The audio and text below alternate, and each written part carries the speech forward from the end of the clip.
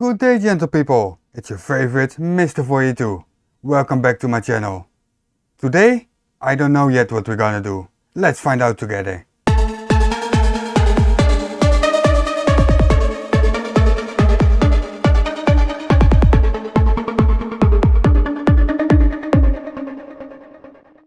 I recently showed how Vladimir Flagface got himself booted off of YouTube, and it was for copyright infringement.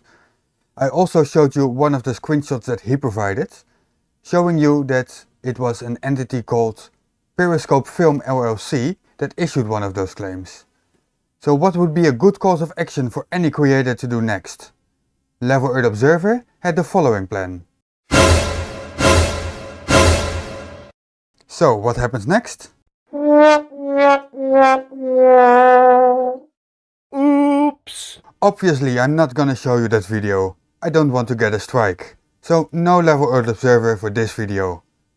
So, next video, Level Earth Observer. Today we're going back to the 70s.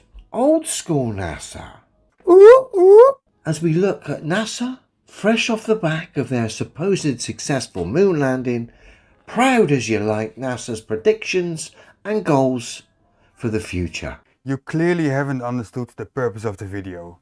The Stanford Torus was proposed during the 1975 NASA summer study, conducted at Stanford University with the purpose of exploring and speculating on designs for future space colonies.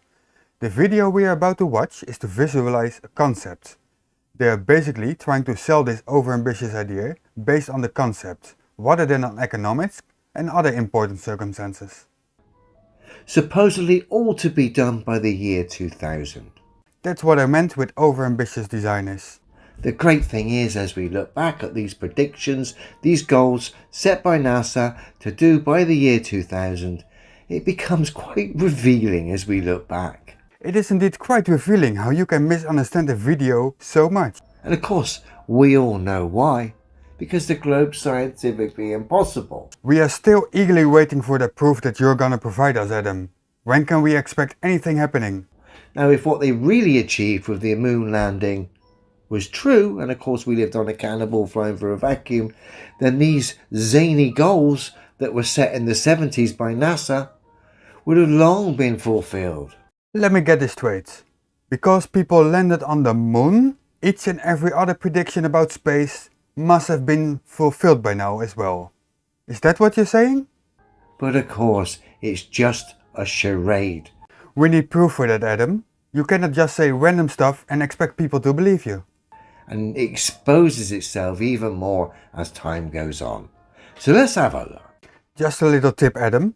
Next time you record a video, make sure you don't have any background music on. That might get you into trouble someday. Several years ago, a professor at Princeton named Gerard O'Neill conceived of the idea of putting large colonies in space, large artificial places where people could live and work. And what we did was to gather together a group of university people to look at the problem of how you would start this whole endeavor, of how you'd build the very first colony. This is Taurus. I love these old school looking dark rooms from NASA, whether it be wonky drill bits in a dark room, or I don't know, chopper bicycle wheels in a dark room. Adam is trying to make fun of a concept video. Nobody is expecting or even trying to make it real. It's just an idea, Adam. Love it. The concept that has evolved from the work of these teams of scientists and engineers. Scientists and engineers, no economists. They believe the huge space colony could be built before the year 2000. A prediction made solely based on the then current technology and what they expected to be available in their future. Nothing else. So, according to NASA, they were believing or hoping to get bicycle wheel space colonies in space. And they basically did, just much smaller. By the year 2000, 21 years ago. What happened, guys? A lot of things happened. Not in the least, Nixon cutting the funding to NASA. Space colony has the ability to provide a facility in space where human beings can conduct fruitful industry. The amount of sunlight that is present in every square mile of space is enormous, and that provides enormous energy. One of the things that one can do is to build very large solar power stations which collect sunlight, and to use that power either at the colony or to transmit it to Earth in the form of a microwave beam where it is collected on Earth and put into the ordinary electrical power system. The materials for the colony and for the... I got a touch of the old Starlink satellites about this. Starlink satellites don't emanate from the moon and shot to the Earth. I don't know where you got that idea from. Power station largely come from the moon. It is much cheaper to haul the materials from the lunar surface than it is to bring things up from the Earth because of the difference of gravities. And so it is the abundance of good material for building aluminum structures and glass structures in space that come from the moon that make the idea work. Constructed almost entirely from ore mined on the moon, the Taurus colony would become home for 10,000 people. They would live, work, and be protected within a vast wheel more than a mile in diameter. The Earth-like environment would even simulate our gravity as the wheel revolves once each minute. The other materials like food and water are maintained locally within the colony. I mean, this is a prime example of bullshit and imagination. Ooh, does he finally catch on their over-ambitiousness? Just going way overboard back in the day there, and of course, never ever have they caught up and been able to fake it convincingly enough anyway. I mean, the moon landing is comedy gold. Your personal incredulity is comedy gold. But the predictions they were setting off the back of the moon landing, of course, assuming that the moon landing was true, that everyone was going to be going back and forth there and mining the moon landing, I mean, it kind of exposes itself, the fact there's literally nothing there that would expose itself. Given what they've only just achieved anyway. Yes, they supposedly had a space station 20 years ago, blah, blah, blah.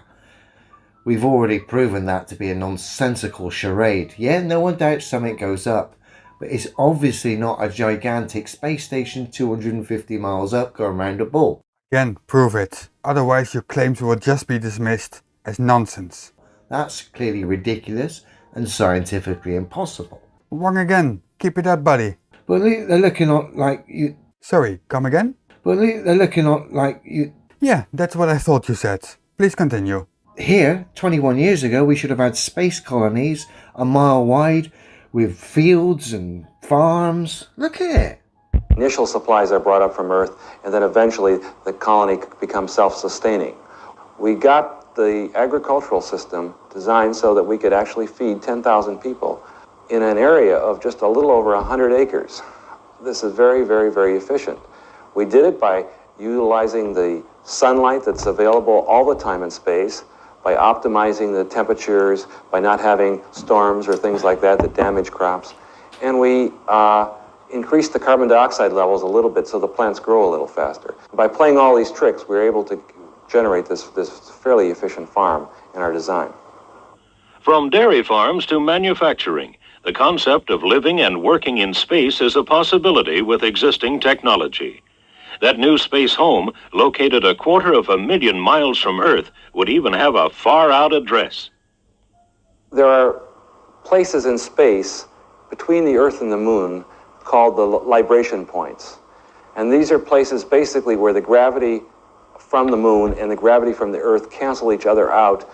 And I've got to be honest, that's the first I've ever heard of that, a libration point. Okay, great. You might be more familiar with the name Lagrange point, but it's the same thing. So these wheel colonies are supposed to be in the libration point.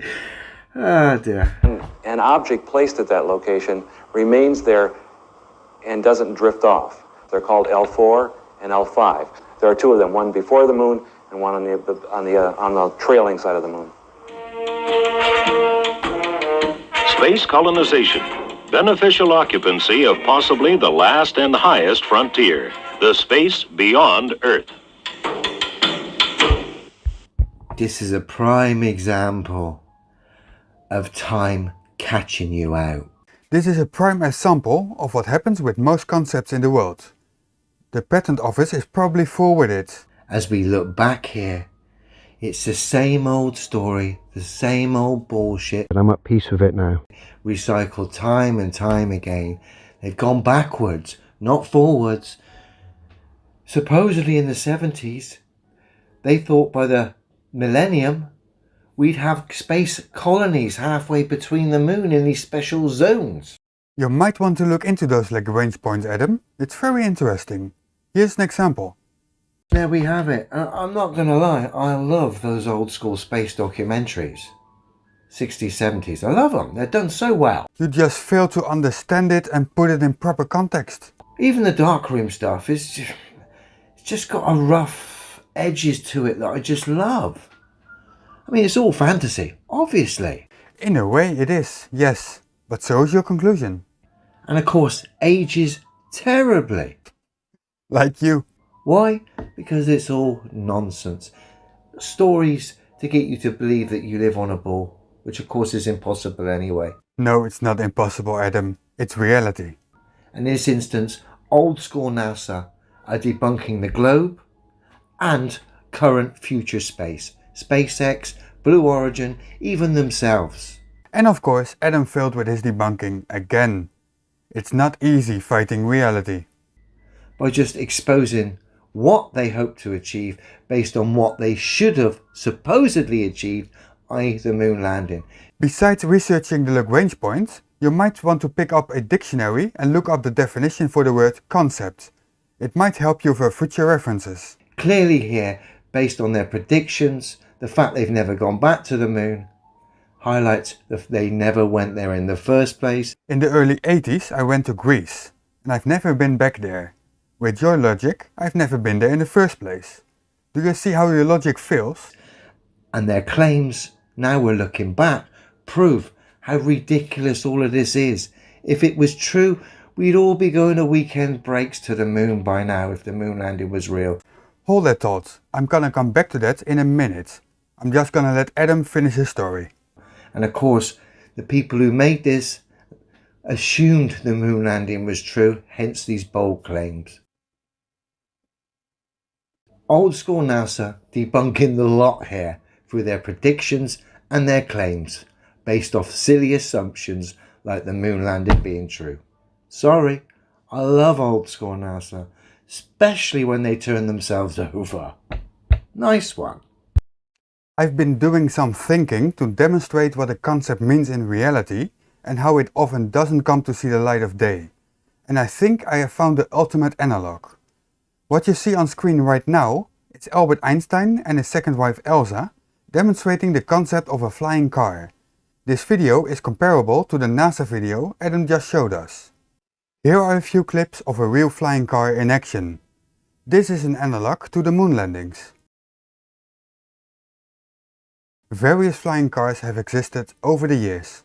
So Adam, the question is then, since the flying car was a real concept and has been made into a reality, where are all the flying cars today? If you find an answer to that, you might also be able to answer why there is no giant space station at the Lagrange point. And with that, we come to an end of this video. I hope you enjoyed it. Please like and subscribe if you haven't done so already, and in the description you'll find links to my socials like Discord and Twitter. This has been Mr. 42 out. Don't panic.